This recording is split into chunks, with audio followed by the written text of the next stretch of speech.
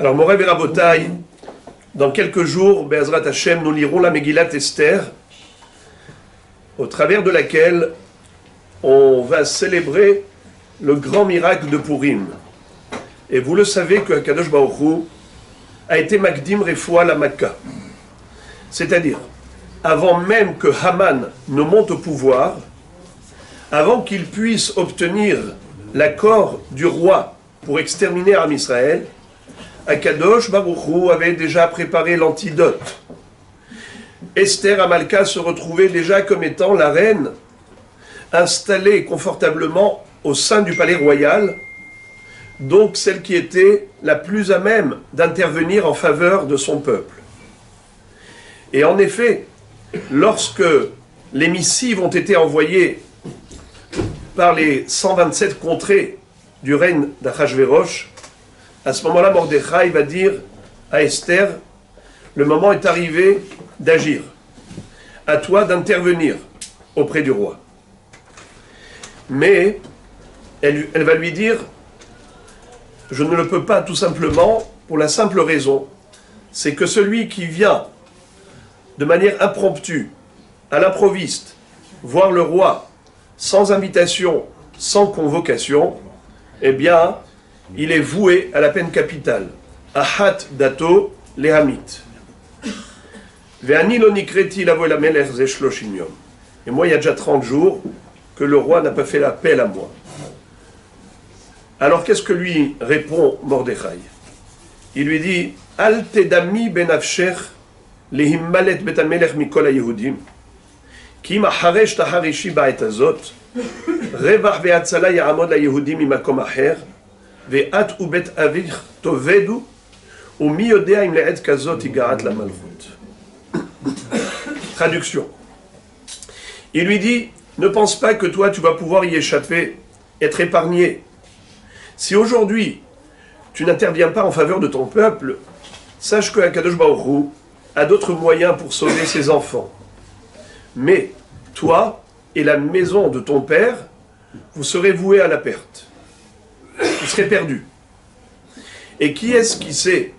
Sait-on jamais peut-être que si aujourd'hui tu te retrouves dans cette position, dans cette situation, d'être la reine au palais royal, c'est justement pour agir en faveur de tes frères et sœurs. Alors le Hachir HaKadosh fait remarquer que Mordechai ne s'est pas suffi de lui faire la remarque en disant « Sache que tu vas louper le coche, tu as l'occasion maintenant de faire quelque chose de bien. » Il va lui dire « Toi et la maison de ton père, vous serez perdus. » Mais de quel père il parle? C'est lui qui... Qu'est-ce que ça veut dire? Lui, il était l'oncle. Lui, il était le père adoptif, parce qu'elle était orpheline depuis son bas âge. Mais pourquoi est-ce qu'il lui parle de son père? C'est qui Betavir? Il y en a qui eh bien, disent que c'était son épouse aussi. C'était en même temps son épouse. Elle était sa nièce. Vatehilo les bat et les baït. Bat, sa fille, il a adopté, et baït, son épouse. Betoz ou ishto. Chiper ba'ado be'ad beto, betoz ou ishto. Mais pourquoi est-ce qu'il lui dit que toi et la maison de ton père? Et qu'est-ce que ça veut dire? Alors le Hachir HaKadosh donne une explication lumineuse. Il dit que on sait que le premier roi d'Israël c'était Shaoul HaMelech. Quelle a été sa première mission? C'était de détruire Amalek. Ça a été la mitzvah que Akadosh Baruch Hu a octroyé au roi par le biais de Shmuel Hanavi. Il va lui dire Lech ve'aharamta et Amalek. Lorsque Shaoul revient de cette guerre, il revient avec les troupeaux, il revient avec des animaux, mais il a également laissé en vie le roi de Amalek, Agag. Lorsque Shmuel est venu à la rencontre de Shaoul, Shaoul lui dit avec fierté, Baruch atal Hashem, hakimoti et dvar Hashem. J'ai accompli la mitzvah. Shmuel lui dit alors, mais kol hatzon hazeh asher be'oznai. Mais j'entends pourtant le braillement des animaux. des bêtes.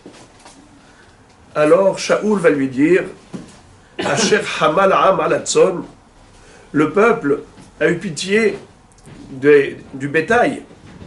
Im Adam Hata, Behema Mahata, si l'homme a fauté et qu'il faut décimer les hommes, mais pourquoi les animaux, les pauvres, ils sont innocents?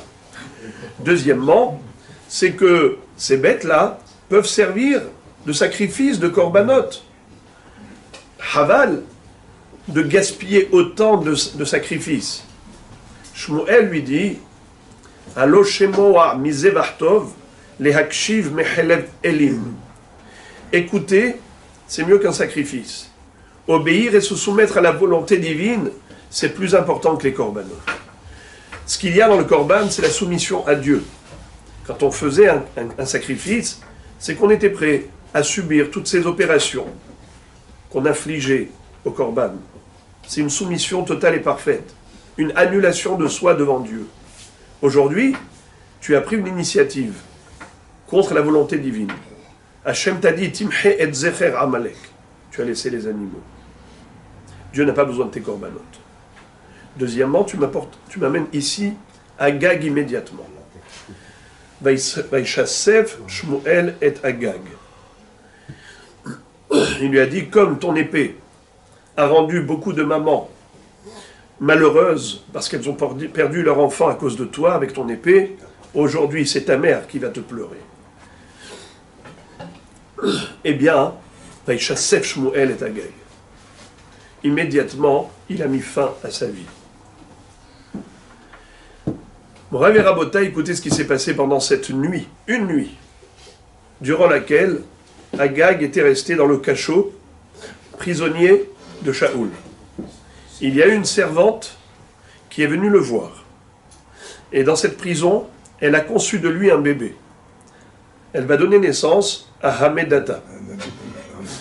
Haman ben Hamedata Ha'agagi. Haman ben Hamedata Ha'agagi. Ça veut dire que Hamedata était le fils de Agag. Et Haman, fils de Hamedata. Haman ben Hamedata Agagi. Quand est-ce que Agag a donné naissance à Haman? Cette nuit-là où Shaoul a laissé Agag survivre. Am Israël a souffert de Amalek. Am Israël a été menacé dans son existence. Par qui? Par Haman. À cause de qui? À cause de Shaoul. Maintenant, tu as Haman qui est là en train d'exiger l'extermination du peuple juif. Qu'est-ce que va dire Mordechai à Esther? Maintenant, c'est pour cette raison justement que Dieu t'a permis d'accéder au royaume. C'est parce que ton aïeul, ton arrière-grand-père Shaoul, il attend son tikkun, il attend sa réparation. Il y a eu un manquement, il a raté une occasion de Timhet Zecher Amalek. Aujourd'hui, on en paye les pots cassés, on en fait les frais. Aujourd'hui, Haman menace Israël. Aujourd'hui, tu as la possibilité de faire le tikkun de la faute de ton aïeul, Agag. Alors maintenant, si maintenant tu te tais et tu t'abstiens, tu gardes le silence, sache que Akadosh Baruch Hu, il va sauver Am Israël. Je ne crains pas pour l'éternité d'Israël. Mais toi, Esther, tu auras raté l'occasion de faire le tikkun de ton arrière-grand-père. Ve'at ou bet avir tovedu. Toi et la maison de ton père, vous serez perdus. Qu'est-ce que ça veut dire, vous serez perdus? Vous aurez raté l'occasion de faire cette mitzvah de Timhet Zecher Amalek. Ça veut dire quoi? Que parfois, ce qu'un parent n'a pas pu faire de son vivant, les enfants lui permettent de compléter. D'ailleurs, c'est pour ça qu'on dit que bras, karad et avoua. Le fils, l'enfant, c'est le pied du père. Qu'est-ce que ça veut dire? Ça veut dire que les enfants sont une partie de parents. Les parents ont donné naissance aux enfants, donc les enfants, c'est une partie des parents, inévitablement. Alors, pourquoi on a parlé du pied? On aurait pu parler de n'importe quel membre, une partie du corps. Les pieds ce sont les membres qui permettent d'avancer, de se déplacer, de se mobiliser, de progresser. Là-haut dans le ciel, on n'a plus l'occasion de faire des mitzvot. Le corps, c'est le seul outil de travail. Faire les mitzvot, c'est tant qu'on est dans ce monde. Bametim hofshi. Kevan sheniftar adam min ha'olam, na'asa hofshi min ha'mitzvot. À partir du moment où l'homme a quitté ce monde, il a été libéré de tout devoir, de toute charge. Il n'a plus l'occasion de faire des mitzvot. Mais qui est-ce qui peut l'aider à progresser sur l'échelle spirituelle pour évoluer même dans le Olam Haba? Ce sont les enfants, les descendants. C'est la famille, c'est les amis. Ce sont tous ceux qui vont étudier en sa faveur, ceux qui vont faire Kaddish pour lui, ceux qui vont faire des mitzvot, les Ilui Nishmato. Tout cela, ça permet à cette Neshama d'évoluer. C'est pour ça qu'on a appelé les pieds du Père, car ce sont les pieds qui permettent d'avancer.